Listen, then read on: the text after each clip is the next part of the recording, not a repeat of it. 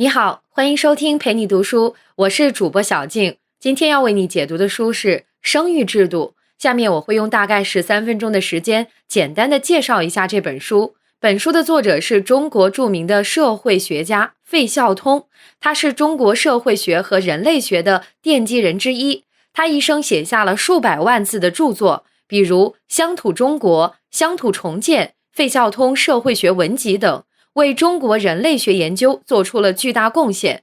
生育制度是费孝通前半生学术生涯的代表作。一般学者研究婚姻和家庭问题，通常是从生理和心理角度去考虑，生育制度却不同，他从社会角度去探讨婚姻和家庭的作用。在吸收前人成果的基础上，费孝通先生就婚姻和家庭问题提出了自己的独特见解。这本书用通俗易懂的语言和生动的案例，不仅告诉我们当时的中国人，特别是中国农民和中国农村社会是怎么看待生育的，还说明了中国文化对中国人生育观念的影响。下面我将从3个方面为你讲述书中的内容。第一，生育为什么会成为一种制度？到底什么是生育制度？第二，作为生育制度的基础，婚姻的社会意义是什么？第三，家庭是社会的基本三角关系，它是如何维护社会结构稳定的？先来看看生育为什么会成为一种制度，到底什么是生育制度？这本书的书名叫做《生育制度》，你可能就会问，生育不是自然现象吗？怎么就成了一种制度？在这本书里，生育制度是费孝通先生自创的一个词语，它是指男女结合成夫妻，生出孩子，并共同把孩子抚养成人的整个过程，也就是说，不仅包括生，还包括了育。那么，为什么称为制度呢？费孝通引用了导师马林诺夫斯基对社会制度的定义：社会制度是人类活动的一种有组织的体系，任何社会制度都针对了社会的某一种基本需要。也就是说，费孝通认为，生育的一整套活动绝不是自然性的事情，而是社会的基本需要，对社会具有不可替代的作用。那么这个不可替代体现在何处呢？主要有2个方面的原因。第一，社会完整是个人健全生活的条件。人如果只要完成基本需求，也就是生存的话，可以像动物一样活下去。但人类现在的生活水平之所以高于动物，也就是因为进行了分工合作，并形成了比起动物社会高效很多的人类社会。分工合作，举个通俗的例子，你不想回家做饭，可以叫个外卖，既不用出门去买，也填饱了肚子。这是因为餐馆的厨师帮你做了饭，外卖员把饭送到了你的手上。这就是社会分工，让大家的生活都变得高效快捷了。完整的社会分工保证了每个人的生活需要，但是人的生命有限，人的死亡就威胁了社会结构的完整。怎么保持社会结构的完整呢？唯一的办法就是产生新的人类，用新人顶替旧人的社会分工位置，而生育就是确保新的人类产生的手段。第二，不是所有的人都愿意生育。从营养学上来说，生殖是损己利人的，会耗费母亲大量的精力和营养，而且分娩是痛苦的。要把后代培养成一个健全的社会人，更是一个漫长的过程。于是人类后来发明了避孕方式，可以在享受性爱的同时，不去承担生殖的后果。从上面2个原因看得出来，光靠人类的自然生殖不能完全保证种族的延续，这就与人类社会的持续发展之间产生了矛盾。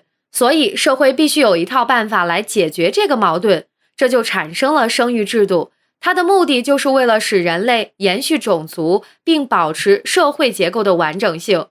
这就是今天给你讲的第1个内容：生育为什么会成为一种制度？到底什么是生育制度？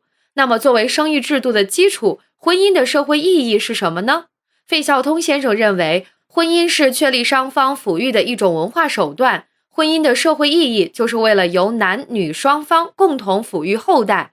什么是双系抚育呢？就是由父母双方共同抚育。由于生孩子是由女性来完成的，因此婚姻的意义就在于确保父亲一方加入对后代的抚育。为什么父亲一方的加入如此重要呢？因为我们所依赖的社会结构是以性别作为重要分工基础的，比如男主外女主内一直是中国传统的性别分工方法。在现代社会，越来越多的女性开始走出家庭，和男性一样从事社会工作，但是男主外女主内依然是社会主要的分工方式。婚姻既然这么重要，社会就必定要想出许多保护它的手段。这些保护手段主要有：第一，法律。新中国颁布的第一部法律就是1950年5月1日公布实行的《中华人民共和国婚姻法》，婚姻受到法律的保护，很多纠纷都可以用婚姻法作为依据来解决。第二，宗教。比如在基督教徒的婚礼中，牧师会要求新婚夫妇在上帝和亲友面前彼此许诺，这反映出基督教重视婚姻的神圣性质，并要求信徒严肃对待婚姻。又比如伊斯兰教规定，穆斯林男女成年后缔结婚姻，组成家庭是当然的义务，同时要求夫妻之间应当互敬互爱，分工协作。第三，伦理。这是指社会从道德层面去约束夫妻双方不能有混乱的性生活，比如社会提倡文明婚俗，鼓励家庭成员勤俭持家，建立互爱互助、和睦团结的婚姻家庭关系。婚姻以夫妻共同生活为目的，夫妻双方应当互相忠实。这种婚姻家庭伦理道德对于稳定婚姻具有积极的作用。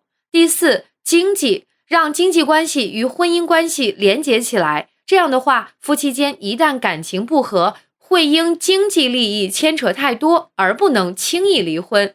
这就是我们今天讲的第二个内容，婚姻作为生育制度的基础，它的社会意义是什么？好，现在我们再来看看家庭是社会的基本三角关系，它是如何维护社会结构稳定的。费孝通先生认为，社会结构主要有3个层次：家庭、亲属体系和社会。生育制度提到的家庭是中国人常指的小家庭，也就是父母子构成的基本团体。大家庭指亲属体系，它是以小家庭为核心来延伸的。我们先来说说小家庭。通常人们认为男女双方结婚就算成家了，费孝通先生则认为这句话是不准确的。既然婚姻是为了子女的抚育，那么抚育必须有抚育的对象，所以孩子是构成家庭必不可少的重要角色。家庭是父母子三方所组成的一个三角形结构，三角形是最稳定的结构，夫妻只能是2个点，构成了三角形的一条边，只有第3个点，也就是孩子出生了，这个稳定的三角形才算形成。那么家庭作为社会的基本三角结构是怎么维护社会稳定的呢？先来看最小的家庭。在费先生看来，孩子被抚养成人后，离开原来的家庭，组织新的家庭，又开始新一段的生育过程。这样虽然旧家庭的三角关系破裂了，也正是新的三角关系形成的开始。这样代代相传下去，就可以维持社会结构的稳定和完整。再来说说亲属体系。亲属体系是家庭三角关系的扩展，是传统中国的基本社群，也被称为大家庭。亲属体系保证了抚育的延续，比如一个大家族里的亲属都有一套特定的亲属称呼，利用这一套称呼来确定每个人的责任，达到团结的目的。在家庭发生变故，像孩子的父母因为去世或者外出等原因不能尽到抚育义务时，亲属体系就会把抚育任务分配给其他成员。而从亲属再往外扩，讲到社会这一层，我们其实也接近了费先生所说的生育制度的终极目的。在这本书中，费先生提到了一个词，社会继替。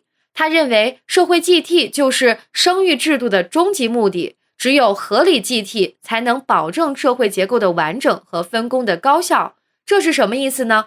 我们知道社会有一个合适的人口容量，也就是说人口过多或过少都不好。那么在人口总量一定的情况下，当孩子长大了，可以承担社会分工了，也一定要等到社会结构中有人空出位置，他才能填补上去。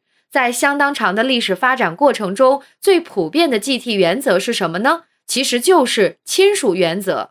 但是费孝通先生也承认，亲属原则作为继替原则并不是非常完善的，它肯定有不足的地方，比如古代的一些传家技巧，定了传男不传女、传长不传幼的规则。